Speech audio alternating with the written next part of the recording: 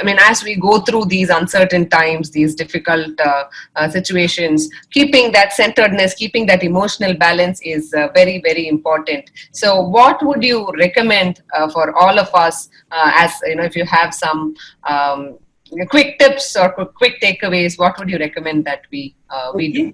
Okay. See, at this time, more so like during the lockdown time, this is something that we need to really, really practice. We need to maintain our schedules. It's not that just because we've shifted to an online mode that our schedule goes for a toss. So to actually keep our mind healthy, our body healthy, and there is this very interesting healthy mind platter, and as it looks really, really very wholesome for our mental wellness. So if we start with, let's say, the sleep time, so we need to get at least 7 hours of undisturbed sleep, where it can include even the resting part of it. So rest, sleep together. So when we wake up in the morning, we feel fresh.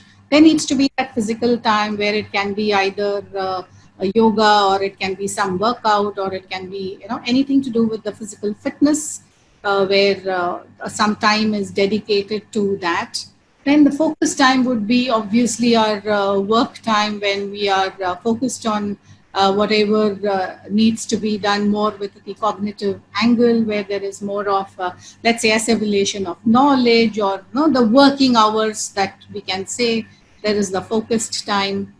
Of course, it's also given us time to connect. There are, even though it may mean to connect at a virtual platform, you can just call up a friend whom you've been meaning to call for a very long time, but because of your busy schedules, you're not able to. So now is the time when you can, reach back to your university friends, your childhood friends, family. So it's not only people living outside the home; it is people within the home.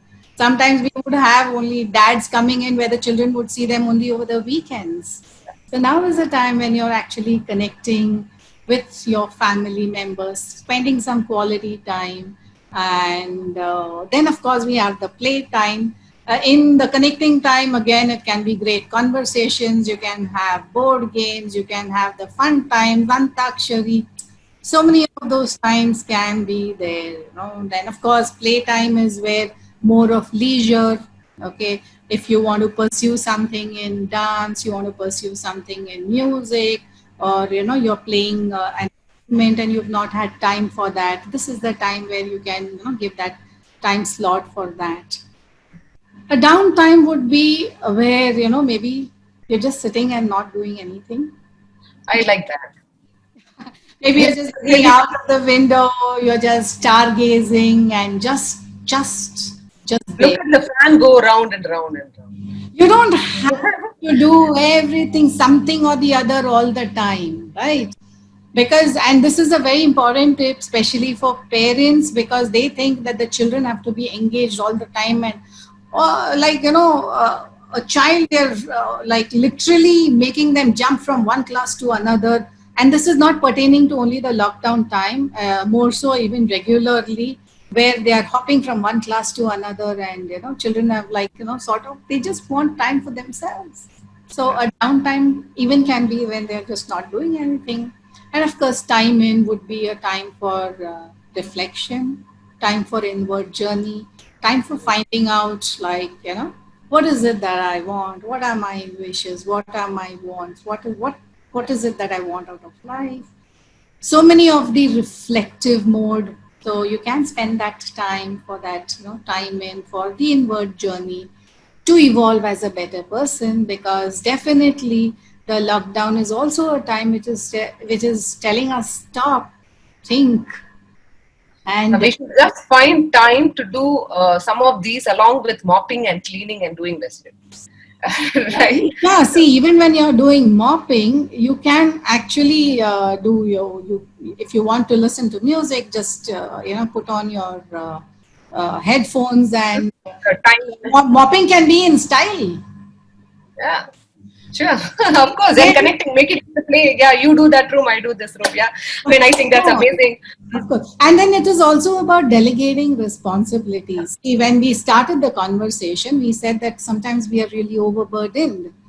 Why do we feel overburdened? Because we think that we've taken it all on us, and that is, we are shouldering all the responsibilities, and we think we have to do it all.